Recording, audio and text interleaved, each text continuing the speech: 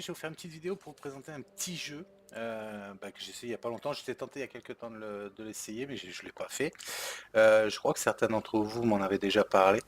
Bref, donc c'est World of Warship. Alors une petite vidéo vite fait parce que c'est vrai que c'est un petit jeu qui paraît pas de mine, quoi, qui est simple. Enfin en plus il est en free to play, c'est bien. Par contre, c'est vrai qu'on s'y met vite dedans, c'est assez sympa et on s'y prend au jeu, quoi. Donc voilà, c'est pour le faire découvrir vite fait. Alors je vais pas faire une vidéo de 10 minutes, hein, bien sûr. C'est juste pour le présenter. Donc en gros, bah voilà, ouais, c'est des guerres navales, hein. Vous avez des bateaux, vous les améliorez. Donc l'avantage maintenant, c'est qu'il y a plus de pays. Apparemment, et au début avec le Japon et les États-Unis. Donc là, ils ont rajouté un peu donc les Russes, les Allemands et les Anglais. Bon, il n'y a pas grand-chose dans les Anglais, hein. La Royal Navy, elle est un peu, elle est un peu faible. Alors, que vous dire vite fait dessus? Bah, au début, on commence avec un. Bah, alors, pas comme moi, faites pas la même chose que moi, parce que moi, comme vous pouvez le voir, si moi j'ai viré tous mes bateaux parce que je savais pas trop au début ce que j'allais faire, et puis en fin de compte, bah, c'est un conseil que je vous donne de rien vendre tant que vous êtes pas sûr de ce que vous allez faire. Donc ça fait que moi, celui-ci, par exemple, j'ai été obligé de le racheter parce que je l'ai eu et je l'ai vendu. Donc j'ai fait une connerie. Donc ça m'a coûté des sous enfin des sous-jeux, hein, bien sûr, pas des sous réels, pour le reprendre. Enfin bon, pour faire un autre arbre technologique, quoi. Donc alors que vous expliquer, bah, au début on commence avec on va dire des petits navires, on va dire, voilà, comme par exemple, bon j'ai pris celui-là, voilà. On commence avec ça, puis après vous pouvez l'améliorer. Donc pour passer d'un bateau à un autre, il faut améliorer certaines. Vous voyez, il y a des flèches, des schémas. Donc parce que voilà, il vous faut des étoiles en fin de compte. Attendez, je vais vous montrer sur le mien, ce sera plus simple. Donc au pire, on va prendre les Carolines. Voilà, donc voilà, vous gagnez des étoiles en fonction des combats que vous faites et tout, et puis vous gagnez aussi donc ici de l'argent, quoi. Donc avec ces étoiles, bah, plus vous faites de combats, plus vous gagnez de points entre guillemets, selon comment se passe le combat entre les navires coulés, les navires abîmés, ce que vous pouvez faire, les bons tirs, les meilleurs tirs. Enfin.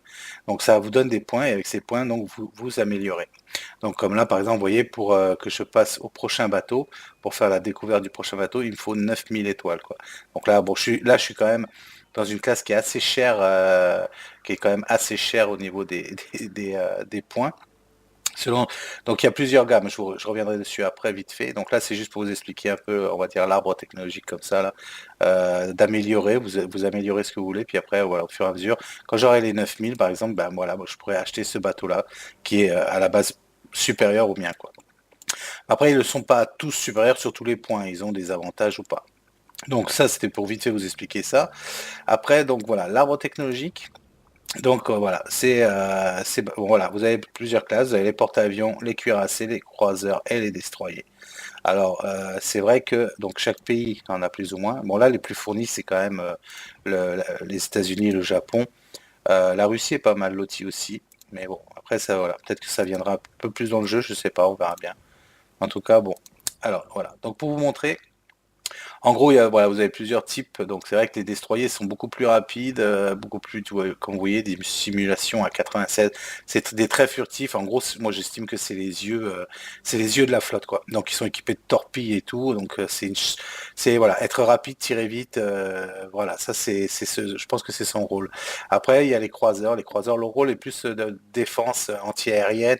Bon, ils sont très bien armés, hein. Ils ont aussi certains, ils ont même quelques torpilles. Ils ont des gros canons. Bah, je peux par exemple, si on prend, bah, on va vous montrer, je vais vous montrer toutes les gammes les plus gros de chaque gamme. Donc vous voyez, celui-là, il est équipé donc de torpilles, de canons, voilà. Donc c'est vraiment le truc rapide. Il a encore oui, deux trucs de torpilles, donc c'est pas mal. Après, si on prend donc les croiseurs là, c'est quand même bon, plus du combat. Mais beaucoup de défense aussi anti-aérienne. Ils sont là, je dirais, bien pour protéger les porte-avions ou au pire vraiment faire le tour des flottes pour les protéger. Donc ça, je pense que ceux-là sont bien. C'est pour ça que j'ai racheté le Saint-Louis parce que je compte faire cette classe aussi, quoi. Donc ils sont assez sympas, mais ils sont plus rapides. Ils sont quand même beaucoup plus rapides que les cuirassés. Et mon but, moi, bon, bien sûr, hein, mon but, c'est des cuirassés. Voilà, mon but, c'est celui-là. Donc là, c'est le gros lourdeau, quoi. C'est celui qui est fait pour faire de gros dégâts. Mais bon, voilà, le problème, c'est qu'il est très lourd, très gros, très lent. Enfin bon. Donc, ils ont des désavantages parce qu'il est très très bien armé. Mais par contre, temps de rechargement très long. Hein, oui, donc c'est vraiment un style de jeu qu'il faut voir en fonction de ce qu'on veut faire, ce qu'on préfère. Donc là, on tire fort, mais c'est lent. C'est vrai que par rapport à un avantage d'un croiseur, c'est vrai que les croiseurs tirent beaucoup plus vite, rechargent beaucoup plus vite et sont beaucoup plus maniables et tout. Donc c'est un choix de jeu. Donc c'est un choix de jeu. Et après, donc il reste aussi donc les porte-avions. Donc là, c'est pareil, porte-avions, vous avez les chasseurs, vous guidez vos avions, il y a des chasseurs, bombardiers, torpilleurs et tout, donc c'est une autre classe à jouer, quoi, qui, je pense doit être sympa. J'ai pas encore essayé du tout, je connais pas du tout. Je verrai ça peut-être plus tard, quoi. Donc voilà, donc c'est un gros, voilà, c'est pour vous montrer un peu le jeu. En plus, je trouve que c'est pas mal parce que déjà, vous voyez, là, moi j'ai deux bateaux et j'ai encore six emplacements libres. Donc on peut jouer avec beaucoup de choix différents. Donc je pense que c'est pas mal. On peut choisir plusieurs pays ou même plusieurs styles. Parce que voilà, bon, moi je suis parti sur les croiseurs, les croiseurs et les cuirassés. J'ai du mal avec les cuirassés. Je confonds toujours les cuirassés et les destroyers, moi. Bon, donc là, moi, je vais faire ces deux gammes-là. Je vais faire, en gros, voilà, le Des Moines et le Montana, c'est mes deux objectifs pour le moment. Je pense qu'après, je verrai si je fais les porte-avions pour essayer. Je sais pas. Ce sera à voir. Pour moi, j'ai choisi les USA parce que j'aime bien leur style de bateau. Y a rien de plus. Peut-être que je ferai les Japonais parce que c'est vrai que quand on voit le Yamato, c'est quand même aussi un des plus gros bateaux de la Seconde Guerre, quoi, guerre du Pacifique, je veux dire. Donc c'est vrai que je sais pas, je verrai avec le temps. Mais pour le moment, c'est vrai que moi, je suis plus là pour le moment dans le côté américain. Puis voilà, donc j'ai commencé là, ouais. Bon, là, ça fait quelques jours là, que j'y joue, deux, trois jours. Et bon, bah, j'en suis déjà ici, là. Bientôt, j'espère arriver au Wyoming. Et après, celui-là, je vais recommencer, après acheter le Phoenix et puis continuer. Bon, voilà, après, c'est vrai que c'est quand même assez cher. Donc, comme je vous disais vite fait, ouais, par exemple, quand on est au Wyoming, bah, si je veux passer au New York, ça me coûte quand même 21 000. Bon, il faut savoir que quand on est à la fin, par exemple, c'est hors de prix niveau étoile, donc c'est vraiment du jeu. Alors c'est vrai, je vais être honnête, je sais pas si j'arriverai jusque-là parce que ça demande énormément. L'avantage qu'il y a, c'est que par contre les missions sont rapides. C'est des petites batailles qui sont un peu répétitives.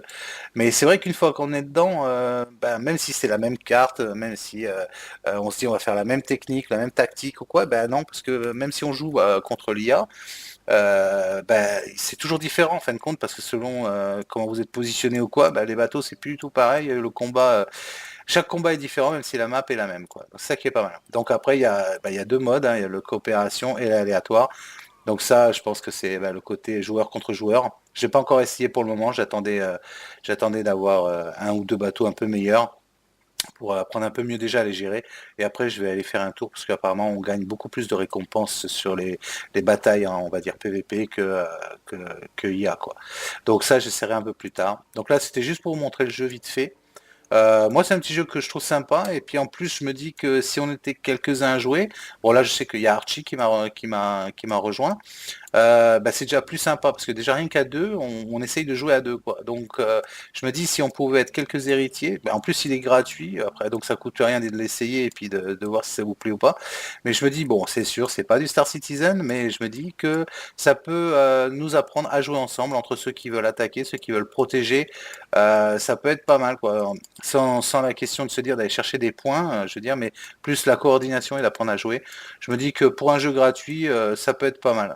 Après, il faut avoir justement en bataille aléatoire. Je me dis que si on peut jouer ensemble, ça peut être sympa.